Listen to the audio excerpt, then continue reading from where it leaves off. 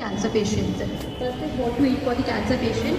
First is drink clean and more water, as it improves the hydration level in the patient and it also increases the absorption rates of the nutrients in the patient. Next is eat fruits and vegetables. In vegetables, patient should eat dark green leafy vegetables as it contains folate and carotenoids which helps in the DNA repair.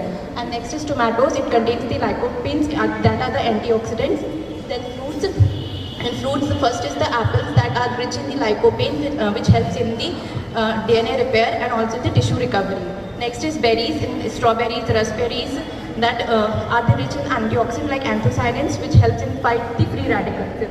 Next is protein-rich diet. In protein-rich diet, the fish that are rich in the omega-3 fatty acids which help in reduce the inflammations. Next is the egg, that is the complete source of the protein with amino acid that reduces the inflammation and tissue recovery and muscle recovery.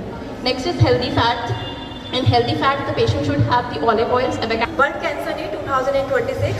As we all know, prevention is better than cure.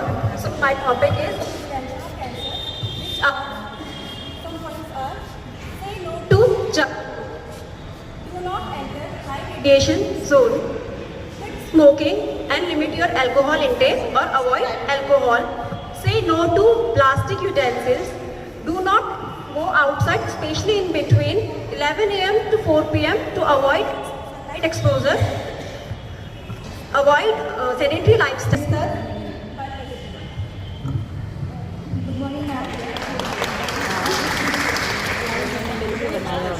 Guided by UNI, in which basically focus on the awareness and patient care, stay focused and the prevention of the cancer, or get up to date of the expert opinion, in which I will explain what we need to do for prevention of the cancer.